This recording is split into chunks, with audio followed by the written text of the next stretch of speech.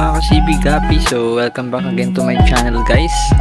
And then yung video natin ngayon guys, papakita ko sa inyo yung update natin dito sa Gapi natin. And then meron tayong sasagutin na tanong ng isa nating commenter at kung paano daw ba mag-cycle ng tank at mag-select ng magandang breeder.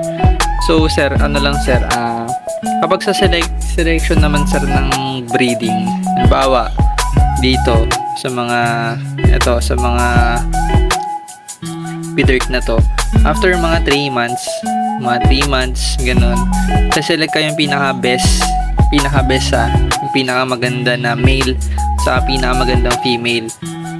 Sa ano sir, sa pag-select, nakadepende kasi yun sir, nakadepende sa kilatis mo sa isda, nakadepende sa'yo kung maganda ba sa paningin mo yun, kung okay ba sa'yo yun na gagawin mong breeder.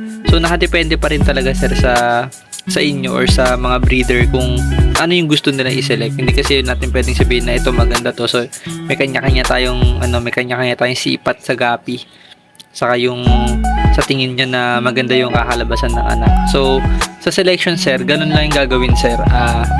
Kung sino yung pinaka best Gapi na pinaka nagagandahan ka sa mga alaga mo, sa anak or sa mga nabili mo man na breeder na ganon, sa pagbilan mo ng Gapi na select mo sa kanila, ganon, yun yung best talaga na pwede mo gawing isa sa breeder mo, bossing.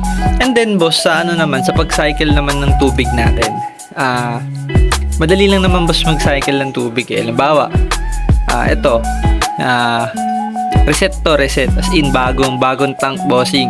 Bago to, nabili mo. Ito kunyari, itong 5 gallons to, bago to. And then, yun nga, meron kang trio na nabili, na yun nga yung selection mo na. Halimbawa, na-select mo yun from the seller. Ito yung nagustuhan mo doon sa binibenta ni seller. Bumili ka ng trio or pair, tapos may bago kang tank.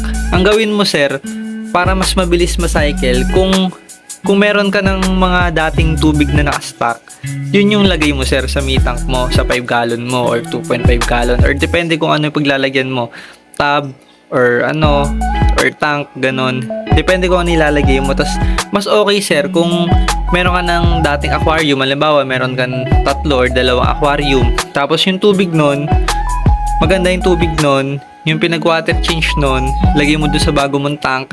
Halimbawa, ganito yung nakuha mo na tubig doon sa luma mong tank, lalagay mo ngayon dito, lalagyan mo ng kalahati, tapos naglagay ka ng stock water. Yun sir, mabilis yung cycle ng tank kapag ganon, kapag ginawa mo yung ganon. Pero kung wala ka naman naka-ready na tank sir, o pagkukuhanan na meron ng mga na cycle na ng fish na paglalangoyan na ng isda, pwede ka naman kumuha sa stock water, tapos stay mo lang sa tank mo ng mga 3 days to 5 days or ganon. Pinaka-max na siguro yung 1 linggo or 5 days, pwede na yon talaga. Kahit nga 3 days, pwede na yun. Basta stock water siya galing sir, tapos nalagyan mo na sa tank, naglumot kahit konti.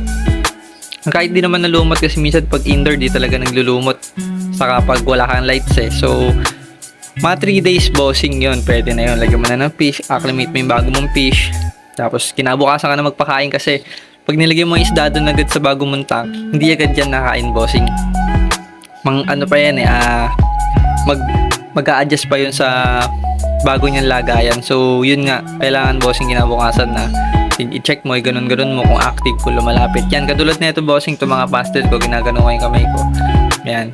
Kakapakain ko lang sa kanila kanina mga 2 hours ago. So mamaya ulit, mga 11, papakainin ko sila ulit. So ayun guys, sasagot ko na yung tanong ng isa sa commenter natin. And then sa mga nagpapa-shoutout naman, dun sa isang nagpapa-shoutout na matagal na, sorry bossing, ayan, shoutout kita ngayon. Lalagay ko na lang sa screen, bossing, lalagay ko na lang dito. Kayo mga nagpapa-shoutout, and shoutout ulit sa inyo. Kasi bossing, hindi ko na rin makita kapag may mga nagko-comment, so hindi ko alam kung saan video kayo nag-comment. Minsan sa lumang video ko nagko-comment, so hindi ko alam kung bago ba o hindi, kasi minsan hindi na nagno-notify kay YouTube. So yung bossing, sensya na pero shoutout sa lahat naman nag-comment, kasama natin kayo dun lahat guys. And then guys, ayan guys, yung Gapi natin ngayon, eto sa last video natin, di ba nag-drop to ng, saan ba yung drop niya? Nandoon sa may tab. ay sa may food, ano bang tawag doon? Basta yun, sa may maliit natin na lagayan. So, ginagrow out ko sila doon. Palakihin natin yung mga fry neto. At yan, binalik ko na yung 4 na male. And then, yun nga guys, yung isa netong kapartner na Big Mama din, parang hindi okay. So, nandoon sa isang tab sa gitna. Sinama ko doon sa mga anak neto. So, hayaan ko siya doon, mag-recover siya doon para hindi ma-stress.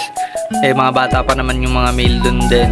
1 month pa lang yun. So, hindi pa naman nanunusok. Hindi pa ako nakikita ng habol. And then, ito guys, mga pastel to. Ito yung mga male sa 3rd batch. Ito.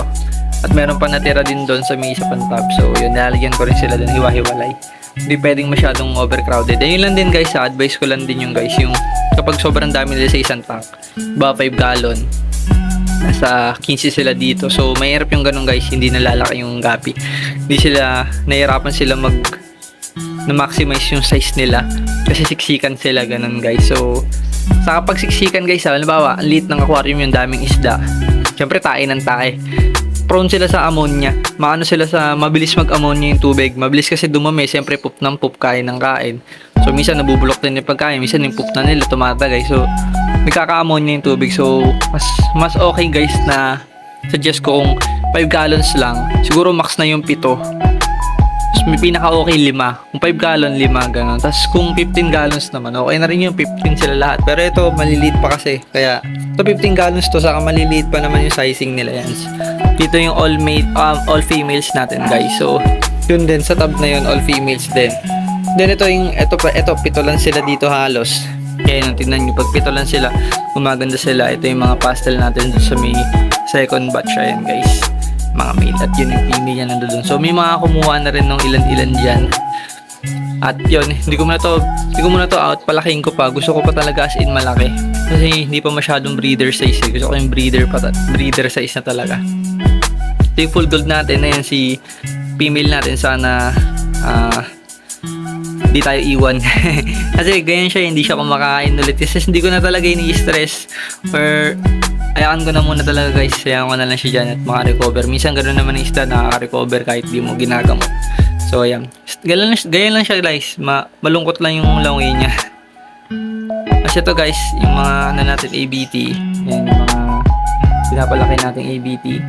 And then, nandito yung iba. Nandito na yung mga female. Ayan, kung kita nyo. Yung mga EBT na dyan, guys. Yan. Kasi ito nga pala si Wanda. Ayan. So, ayan na guys. Nabilan ko na siya ng green Okiko. Ayan, inawari ko siya Shopee. Ayan. Tapos meron pa naman siya neto. So, try ko pala kayong bukol neto ulit. Kasi hindi ganito yung bukol niyan nakaraan. So, malaki din talaga. Parang ganun yung nasa malaki. Galit na galit. Mabilis kasi din mag-drop ka kang KZZ guys kaysa sa kampa. Yung kampa kasi mahirap pa bukulin. Yung KZZ madali pero mabilis din mag-drop ka. So guys, so yung mga female natin dito, ito anak din yun, anak niya yun. Ito, anak niya to. Yung mas malalaki kasi yung male niyan, sabay male niyan. Nandito ito, male niyan. So ito na guys yung female. Ang bilis nga lumaki gulat ako, nililigay ko sila dyan. Gaya na agad yung sizing. Females yan. Dito guys, yung P-Dirt din na anak din nun. Mga all male naman. Yan. Nakaka-ears na din yung iba guys kung nakikita nyo. So yan ko lang sila dyan. At yung female nandoon, ayun no. Yun nga yun yung parang stress. So yan ko lang siya dyan. Ito mga pastel din to guys. Ito pastel din male. Kung kailangan nyo ng male pastel, PM nyo lang ako guys. Ayan. Meron tayo. Quality yan guys, quality. Ayan. Yan na klase yan, Delta talaga guys. And update natin sa food gold. Ayun. May namatay pala dito guys, isang maliit. So yun, ewan ko ba't siya namatay. So sayang naman. So 62, 61 na lang ang bilang nila from 62. Ayan. At na-gender ko na rin pala to guys. Na-gender ko na rin pala itong mga... Ito yung nasa first batch. Second batch halos sa... second batch na kasi yan. Merong in-out na dalawa, di ba? Mas lumaki. So, ayan guys. Female na to nandito. All females na to. Ayan. Ito full gold din. Ayan. Bibilis lumaki. Ito mga females din natin ng P-Dirt. And then yung male na itong full gold natin guys. Nandito. Ayan. Ilan ba sila dito? 2, 4, 6, 7. Ayan, 7 sila dito. Ayan, mga male yan. Ganda. Gold talaga guys, di ba? Nakakatuwa. So, ayan. Saglit lang yan, mga isang buwan siguro after. Ay, tama. 1 month, ano yan. Malaki na rin yan. Mga 1 month pa guys. Malaki na yan. Mas maganda na yan. Yung dirt natin na yan, nagkaka-years na yung tatlo dito. Sana mag-platinum. Ito mga koy guys, ayun, ang dami natin koy. And then sana mabuntis na yung mga yung dalawang females dyan na malaki. Sana mabuntis nila kasi ang dami nilang male dyan. So may dirt din tayo dito mga male. Ito yung mga females wala nila guys, nilagay ko dito sa naglulumot. Ayan. Gangos sila dyan, dami nila dyan yun. Puro females, ang liliksi, ang tatakaw. And then yun nga guys, yun yung update natin for today.